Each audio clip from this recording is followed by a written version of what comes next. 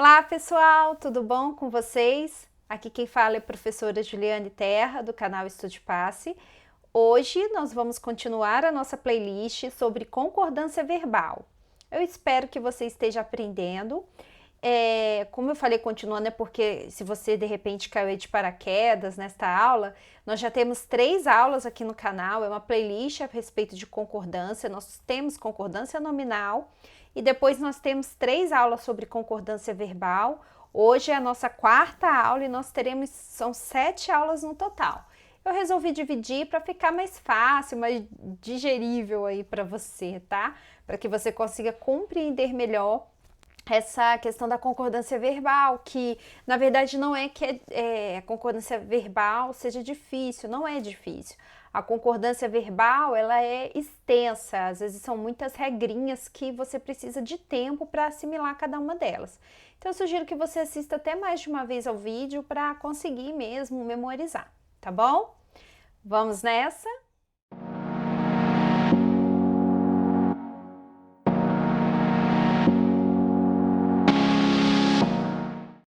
Então, hoje nós vamos trabalhar um caso especial, que é quando nós temos o sujeito composto. O que seria o sujeito composto? É quando nós temos um sujeito com 2 núcleos, ok? Então, casos especiais com sujeito composto.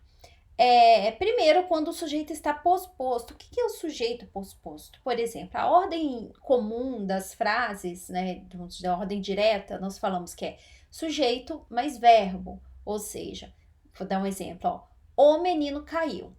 O menino é o sujeito e caiu é o verbo. Se eu disser caiu o menino, eu estou invertendo, ou seja, o sujeito está posposto agora, porque o menino foi para o final da oração e primeiro veio o verbo. Então, nós chamamos isso de sujeito posposto. Veja, então, o caso aí, só que nesse caso são 2 núcleos, né? Veja, olha, entraram em campo, entrar é o verbo, entraram em campo o técnico e os jogadores. Veja que agora o verbo vai concordar com os jogadores, ou com a ideia de plural, que são 2, né?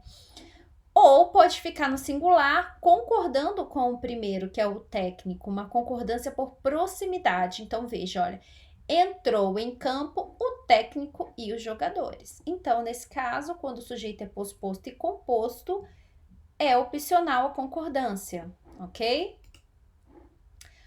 Observe, porém, que se o verbo vier associado ao pronome ser, esse aqui é o pronome ser, e o sujeito for reciprocidade, ou seja, 2 pessoas agindo ao mesmo tempo, 2 seres agindo ao mesmo tempo, a concordância será feita necessariamente no plural, mesmo que o sujeito composto esteja posposto ao verbo. Então, veja, olha, confrontaram-se, então quer dizer que um confrontou o outro, então 2 pessoas agindo ao mesmo tempo, Itália e Alemanha na semifinal da Copa do Mundo de 2006. Então, veja que aqui está me indicando que é plural, que os 2 estão agindo ao mesmo tempo. Sujeito composto por diferentes pessoas gramaticais. O que são as pessoas gramaticais? É primeira, segunda e terceira pessoa, né? Eu, tu, ele, tá? Então, veja agora essa construção, olha. Eu e você, no caso você é a terceira pessoa, tá, gente? Embora a gente não use tanto quando vai ensinar a gramática normativa, a gramática tradicional, mas a gente sabe que o você, ele é um pronome de tratamento, mas que indica a terceira pessoa do singular, nesse caso, né? Do plural, vocês. Eu e você devemos ser muito cuidadosos com relação às informações que seremos chamados a dar sobre o desaparecimento da gravação. Veja aqui essa questão que é bem interessante. Olha, a primeira pessoa, que é o eu, prevalece sobre a segunda e a terceira. Então, aqui nós temos um caso, ó. Primeira pessoa prevalece sobre a segunda, nesse caso aqui é a terceira, né? Sobre a terceira. Então, por que prevalece? Então, ele vai fazer a concordância em primeira pessoa, tá? Está no plural porque eu e você é plural, são 2 pessoas, tá? Então, eu e você devemos não é eu e você devem, né? É eu e você devemos ser muito cuidadosos. E aí os demais verbos vão concordar com o sujeito, tá bom? Olha o exemplo de baixo aqui, tu e ele. Aí a gente viu que o segundo prevalece sobre a terceira. Então, o verbo virá para a segunda pessoa. Só que nesse caso vai ser plural, porque são dois referentes aí, né? Ó, são dois sujeitos, são dois núcleos. Tu e ele, são os dois núcleos, deveis ser muito cuidadosos com relação às informações que sereis, que olha, veja, segunda pessoa do plural, chamados a dar sobre o desaparecimento da gravação. Núcleos ligados por ou e nem. Veja, ou candidato do governo ou da oposição ganhará a eleição. Veja que esse ou ele está eliminando um e outro, não são os dois que vão ganhar, apenas um.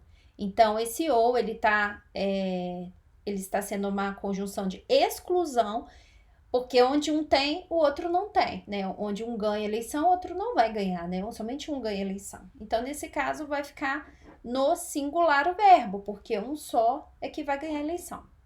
Mas se a conjunção indicar, ao contrário, a inclusão, aí o verbo vai para o plural. Olha, nem a viagem, nem a festa contribuíram para tornar as minhas férias um pouco mais divertidas, ou seja, os dois juntos, né?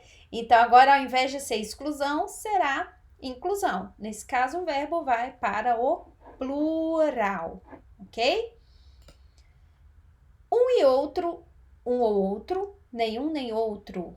Veja que aqui nós podemos fazer a concordância tanto com o verbo no plural quanto no singular, mas a tendência é fazer a concordância no plural. Veja, ó, um e outro apareceram no programa de televisão, ou apareceu, mas o que mais nós vemos é as pessoas usando no plural, mas aí nesse caso cabe qualquer um dos dois, tá? Veja só, nenhum nem outro é um outro exemplo, concorrente, conseguiu ou conseguiram chegar até o final, tá? Nesse caso, quando é o nenhum nem outro, nós vamos ter a tendência mais para o singular. Núcleos sinônimos no singular. Veja, ó, quando os núcleos do sujeito composto estão no singular e são sinônimos, traduzindo uma ideia de gradação ou expressam em seu conjunto conteúdos semânticos relacionados em um determinado contexto, o verbo poderá ir para o plural ou ficar no singular, concordando com o elemento mais próximo.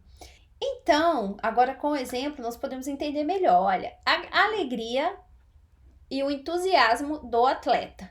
As duas palavras poderiam ser sinônimos, só que ela, na verdade, é uma gradação, né? É um sinônimo, mas com a ideia de um mais intenso que o outro. Alegria, entusiasmo. Então, pode tanto ficar no singular quanto no plural, é o que me diz a regra, tá?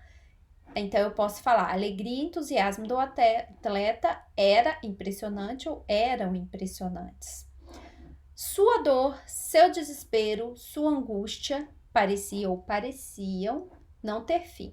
Veja aqui, ó, que a concordância no singular coloca ênfase no último elemento da série de substantivos abstratos em gradação.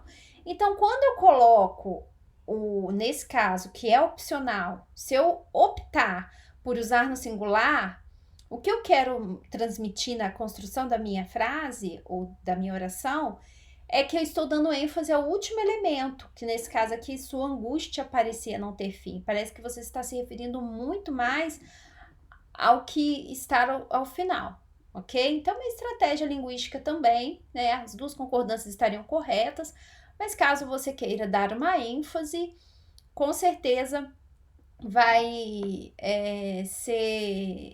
você vai conseguir fazendo isso colocando no singular, ok? E hoje nós vamos ficando por aqui. Muito obrigada por você ter ficado até agora no nosso canal. Se inscreva, dá um likezinho na nossa videoaula e Nós vamos continuar o nosso assunto na nossa próxima videoaula. Um beijo, fique com Deus, até a próxima!